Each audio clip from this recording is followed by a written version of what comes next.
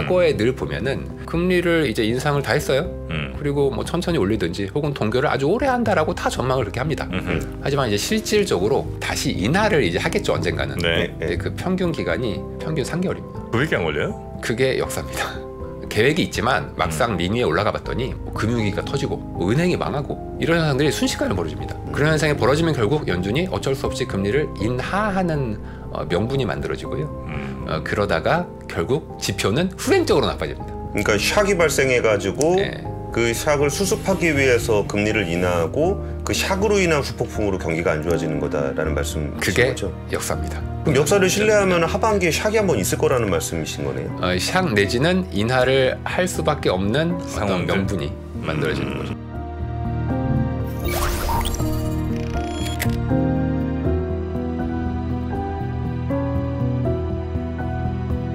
네.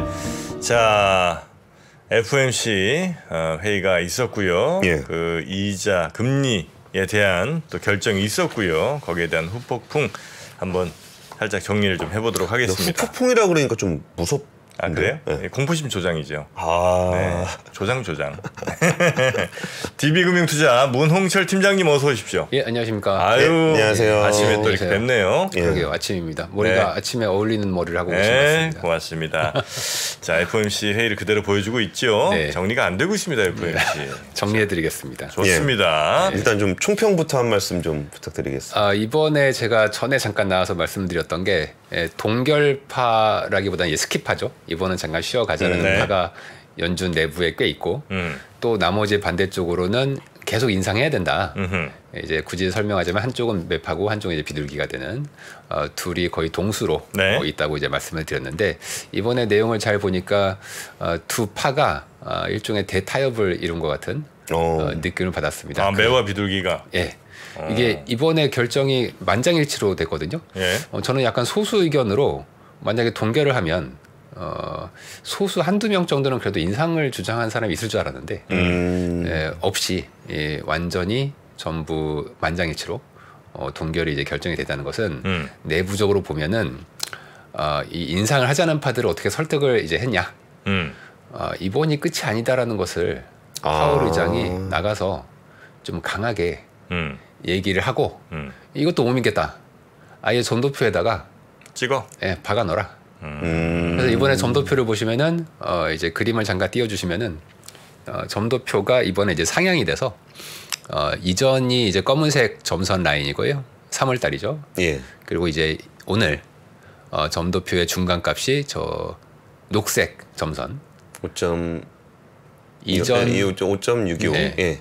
그렇죠. 그러니까 전에 저점이 5% 초반, 아주 그 초반이었는데 네. 이번에는 이제 올라갔지 않습니까? 50bp 정도 네. 예. 올라가서 이 점도표상에서의 최종 금리 고점을 좀 올려라. 라는 것을 이제 강하게 어필했겠죠, 인상파들이. 그래서 이번에 동결을 하지만 네. 그걸로는 우리는 만족을 못 하겠고 아예 명시적으로 파월 의장 말을 더불어서 점도표에도 최종 금리의 레벨을 네. 높여줘라. 그래야 이번 동결을 우리가 찬성해주겠다. 근데 이렇게 하니까 그림이 헷갈리잖아요, 팀장님. 죄송합니다. 저희가 그림을 좀 못 그렸습니다. 그러니까 2023년 3월 예. 그때 찍은 점도표가 네. 조금 전에 봤던 그 약간 녹색 점선 아니고 예. 검정 점선이고. 검정 점선. 예. 그리고 이번에 한 게 이제 녹색 점선인데 점선인데 거기에 회색으로 음영 처리하신 게 예. 요번 거죠? 예, 그렇습니다. 예. 많이 올라갔다. 예. 비교 좀 쉽게 해주셨어요. 아, 죄송합니다. 제가 예. 그림을 조금 더 편하게 다음에는 그려서 급하게 하시느라고. 보겠습니다. 저희 아침에 급하게 하느라고. 3월보다 한 50bp쯤, 그러니까 0.5% 정도를 더 올리는 점도표로 아마 파월, 그러니까 매파와 비둘기파가 서로 좀 합의를 한 거 아니겠느냐. 네, 합의를 한 것 같다고 저희는 보고 있습니다.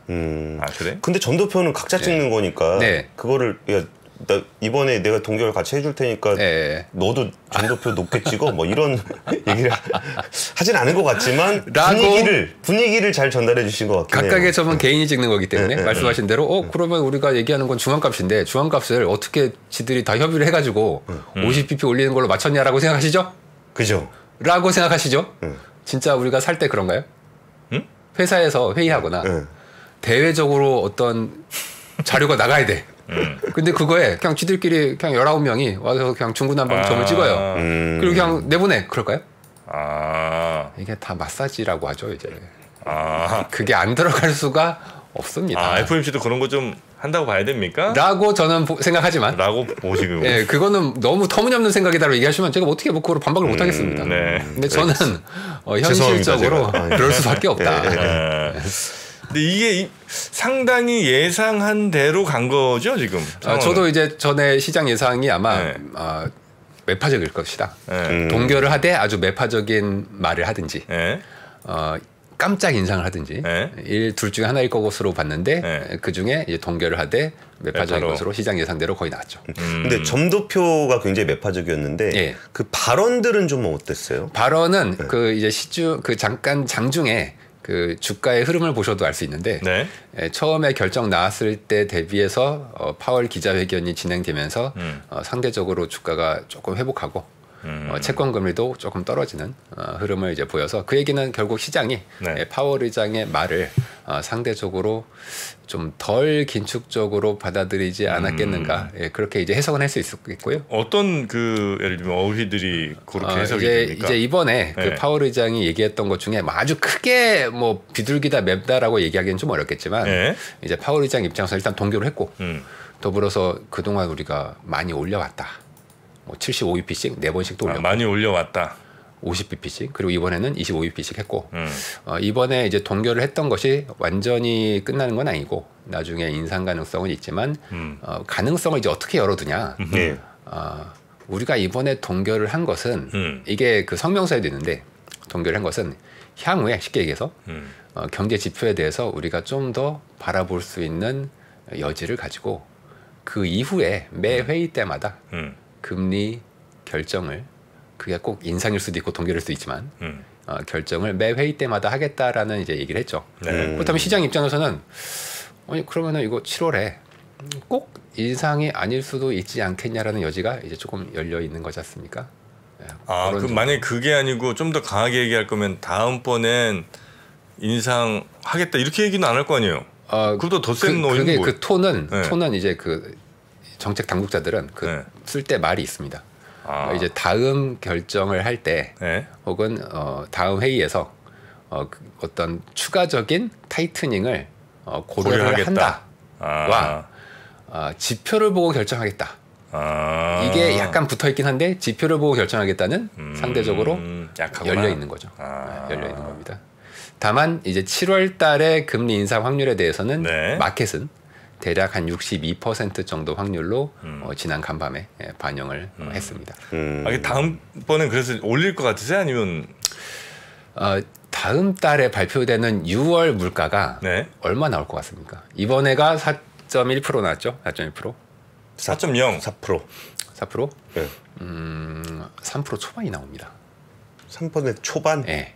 다음에? 네, 이게 예상을 후반도 아니고 초반이요? 초반이 나. 이게 예상을 하는 게 아니라 예상이 굳이 필요 없습니다. 왜냐하면 거의 아주 뭐 갑자기 가솔린 가격이 급등하지 않는 이상은 거의 대부분의 지표들이 그 물가에 발표되는 반영되는 지표들은 예를 들어서 대표적으로 중고차가 그런데 중고차가 뭐 만하임 인덱스라는 게 있는데 이거에 2개월 늦게 CPI에 반영이 돼요. 그리고 주택 가격 같은 거나 거주비도 대충 알아요. 이제 변동성이 제일 큰 게 이제 휘발유 같은 건데 이런 거를 대충 따져보면 다음 달 숫자를 어느 정도 압니다. 3% 초반이 나온다고요? 3% 초반이 나옵니다. 그렇게 훅 떨어져요? 근데 사실 이전에도 뭐 5% 정도였다가 4.1 나왔듯이 비슷한 폭으로 떨어지는 거죠. 그게 뭐 이상한 건 아니고요. 그렇게 자연적으로 YOY라는 숫자 자체가 1년 전 대비이기 때문에 그렇게 많이 떨어지게 돼 있습니다. 그렇습니까? 근데 그렇게 많이 떨어지는 게 예상되는 상황이면은 그렇게 나와도 그러니까 결국은 이제 컨센서스 대비 얼마나 내려가느냐가 더 중요한 거잖아요. 그러면은 3% 초반이라는 것도 저도 생각하기에 생각보다 되게 많이 떨어지네라고 할 건데 3% 초반까지 떨어지면은 우리가 이게 물가를 잘 잡히고 있다라고 봐야 되는 거예요? 아니면 여전히 스티키하다고 봐야 되는 거예요? 이제 저 같은 사람은 트렌드를 볼 때 전월비를 보는데 물가를 다 이제 YOY를 보지 않습니까? 전월비와 YOY 중에서 뭘 봐야 될까요? 지금 상황의 트렌드를 흐름은 보려면. 전월비를 봐야죠. 전월비를 보는데 사람들은 다 YOY를 봅니다. 네. 그렇다면 정책 당국자 입장에서는 어쩔 수 없이 YOY를 봐야 됩니다. 네. 왜냐하면 사람들이 다 그걸 보니까. 제가 볼 때 제가 아까 뭐 3% 초반이라고 말씀드렸지만 그게 전월비에서 뭐 훅 떨어진 건 절대 아니에요. 네. 전월비에서는 여전히 뭐 0.3, 0.4가 나와도 그냥 YOY가 3.3% 초반이 나오는 거예요. 작년 6월이 많이 저기 했었어요? 그렇죠. 작년 6월이 고점이었습니다. 아, 6월이 고점이에요? 9.1%. 작년 6월 수치가 9.1%. 네네네. 그래서 그것만 보더라도 우리가 이제 기저 효과라고 하지 않습니까? 이거 이제 역기저 효과가 되는 거죠. 네. 역기저 효과 때문에 물가가 이제 낮아 보이게 되는 현상들이 발생하는데 그 현상이 발생했을 때 과연 7월에 연준이 금리를 올릴 수 있을 것이냐?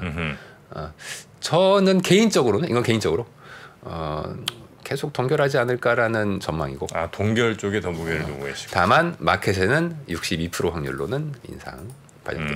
아, 저도 동결적으로 보고 있습니다. 저랑 이제 뷰가 같으시네요. 같은 뷰이시네요. 마음이 편해집니다. 네, 고맙습니다.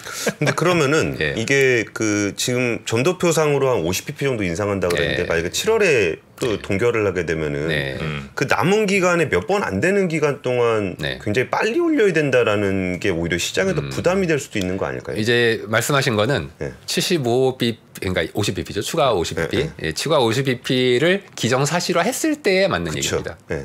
그런데 그 우리가 늘 그렇지만 링 위에 올라가기 전까지는 누구나 계획이 우리 언제까지 할 거야라고 있죠. 네. 근데 막상 링 위에 올라가서 맞기 시작하면 이제 정신이 없지 않습니까? 이제 그것이 우리 인간의 속성. 그러니까 연준이 뭐 맞다 틀렸다 뭐 이게 아니라 인간의 이제 속성인데 과거에 늘 보면은 연준도 그렇고 전망하시는 분도 금리를 이제 인상을 다 했어요. 그리고 뭐 천천히 올리든지 혹은 동결을 아주 오래 한다라고 다 전망을 그렇게 합니다.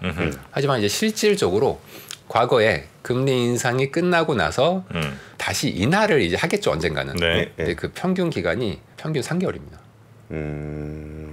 뭐가 3개월이에요? 인상이 끝나고 인하까지 가는데? 인하로 가는데 평균 3개월. 그밖에 안 걸려요? 그게 역사입니다. 역사를 믿으실 것인지 아니면 연준의 말, 뭐 연준 우리 말 우리가 연준 말 뭐 그동안 많이 믿었다가 이제 많이 뒤통수 맞았지 않습니까? 그거를 믿을 것인지 둘은 알아서. 근데 그러면 그게 물가를 다시 인하를 한다라는 얘기는 이게 대부분 이렇게 경제 지표하고 금리하고 상관관계를 보면은 그 금리를 낮추는 시점에 경기가 굉장히 꺾이잖아요. 아, 그게 굉장히 큰 오해시고요. 과거에 금리를 인하했던 시기를 보시면 실업률이 굉장히 낮을 때 그리고 물가가 여전히 높을 때 인하가 돼. 이게 왜 그러냐면 아까 제가 링 위에 올라가서 맞기 시작하면 사람이 이제 정신없다고 그랬잖아요. 그거예요. 계획이 있지만 막상 링 위에 올라가 봤더니 뭐 금융위기가 터지고 뭐 은행이 망하고 갑자기 기업들이 도산하고 이런 현상들이 순식간에 벌어집니다. 대부분 이제 자산 가격이나 그게 뭐 상업용 부동산이 될지 뭐가 될지 뭐 주식시장이 될지는 모르겠지만 뭐가 크게 한번 이제 망가지게 되는 현상들이 요즘 이제 상업용 부동산이 이제 문제가 좀 되고 있지 않습니까? 그렇게 된다면 뭐 은행이 이미 망하기도 했고 그런 현상이 벌어지면 결국 연준이 어쩔 수 없이 금리를 인하하는 명분이 만들어지고요. 그러다가 결국 지표는 후행적으로 나빠집니다. 지표가 나빠지니까 연준이 금리를 내려야지 이렇게 움직인 사례가 과거에 없습니다. 그러니까 샥이 발생해가지고 그 샥을 수습하기 위해서 금리를 인하하고 그 샥으로 인한 후폭풍으로 경기가 안 좋아지는 거다라는 말씀이신 거죠? 그게 역사입니다. 이번에도 꼭 그렇게 된다는 보장은 없지만 저는 좀 역사를 좀 더 그럼 역사를 신뢰하면 하반기에 샥이 한번 있을 거라는 말씀이신 거네요? 샥 내지는 인하를 할 수밖에 없는 어떤 명분이 만들어지는 거죠. 뭐 가장 최근의 사례가 이제 2019년에 연준이 금리를 인하했었지 않습니까? 기억나세요? 19년? 네, 19년 코로나 터지기 직전에. 그렇죠. 그때 금리 인하 기조였죠. 인하를 했었는데 그때 연준이 금리를 인하했던 게 단기 자금 시장에서 문제가 발생해서 인하로 돌아갔었습니다. 아, 그래요? 이번에도 그러면 한 9월, 10월쯤에는 인하를 기대해봐도 뭐 연말쯤에는 한번 생각을 저희는 하고는 있는데 이런 얘기를 지금 세게 얘기하면은 이제 근거가 사실 조금 부족하고 마치 뭐 물 떠놓고 망하라고 기도하는 것처럼 느껴지지 않습니까? 아니 뭐 지금 시점에서 보시기에 연말을 전망하시는 거니까 뭐 그때 가서 다양한 이벤트 발생하면 또 당연히 뷰를 바꾸시는 게 저는 가능성이 이제 있다. 인하 가능성이 이제 있다라고 생각합니다. 아, 그렇습니까? 우리는 뭐 큰 영향 없겠죠? 한국은 뭐 금리차 걱정들을 많이들 하시는데 네. 예, 금리차 걱정을 하는 그 근본 원인은 이제 환율이지 않습니까? 근데 최근에 환율이 많이 떨어졌죠. 네. 맞아요. 예. 그리고 반도체가 최악의 시황을 넘어서고 있다는 몇 가지 시그널이 있습니다. 필라델피아 반도체 지수가 S&P 지수 대비해서 최근에 좀 괜찮거든요. 네. 이거에 보통 3개월 후행해서 환율이 떨어져요. 아. 저는 그래서 지금 환율은 대략 고점을 지났던지 지나고 있는 중이라고 이제 보고 있는데 네, 그렇게 되면은 금리 차 걱정은 조금 내려놔도 되지 않겠나 그렇게 생각합니다. 그렇습니까? 네. 일단 인하하더라도 우리는 인하 따라가는 건 좀 더 시간이 걸리겠죠, 미국보다. 꼭 그렇진 않고요. 인상을 먼저 한 적도 있고, 그렇죠. 우리가 인상 먼저 했죠. 미국보다. 그리고 이것도 역사가 나오는데 역사적으로 신흥국이 늘 선진국보다 금리 인하를 먼저 합니다. 아 그래요? 지금 중국이 인하하고 있죠. 그리고 거의 힘들어서 그렇죠. 뉴스에는 안 나오지만 뭐 일부 신흥국들 대표적으로 뭐 베트남 이런 나라들이 금리를 인하했습니다. 했어요? 네. 벌써? 이미 했어요. 뉴스 안 나와요. 이미 신흥국 중에 일부가 이미 했습니다. 중국은 뭐 뉴스에 나오지만 다른 신흥국들은 인하를 하고 있습니다. 아 그렇습니까? 아 그럼 뭐 이번 동결 그리고 매파적 발언 뭐 매파적 점도표 뭐 이런 것들은 뭐 큰 걱정 없이 넘어간다. 아유 그래도 이게 늘 마음속에 위험에 대한 리스크는 가다듬고 있어요. 이게 왜냐하면 목표가 여기여도 그냥 이렇게 가지 않고 뭐 이렇게 갈 수도 있지 않습니까? 그래서 우리가 늘 요 가능성에 조심은 좀 해라. 조심을 꼭 하셔야 될 것 같습니다. 그래도 FOMC에 대한 되게 긍정적인 얘기를 들으니까 뭔가 이제 마음이 훈훈해지는 그런 소수 의견입니다. 시장의 소수 의견이죠. 맞아. 소수 의견입니다. 어떻게 좀 주식 더 들어갈까요? 조금 보다가 이제 좀 쉬어갈 때 천천히 급하게 넣진 않으시고 천천히 좀 쉬긴 할까요 한번? 저는 기회가 아마 앞으로 2-3개월 내에는 매수 기회가 좀 올 것 같습니다. 뭐야? 계속 있을 것 같습니다. 2-3개월 내 매수 기회라면 떨어진다. 너무 긴가요? 그렇습니까? 알겠습니다. 자 오늘 급하게 좀 모셨습니다. 우리 DB 금융투자의 문홍철 팀장님, 워낙 이제 FOMC 또 이런 매크로 보는 눈 뛰어나신 분이라 아침에 급하게 좀 모셔봤고요. 다음에 또 저녁 시간에 시간 넉넉하게 다시 한번 좀 모시겠습니다. 네, 대단히 고맙습니다. 감사합니다. 감사합니다. 국민들이 일상에서 겪는 부정부패의 폐해가 뼈에 사무친다는 것만 이해를 하시면 됩니다. 청렴한 한 정치인에 대한 확신이 생기면 모든 국민들이 그 사람을 거의 메시아처럼 받아들이게 되는 그 풍토라는 건 이유가 딱 하나입니다. 모두가 썩어 있다라는 현실에 대한 불만이죠.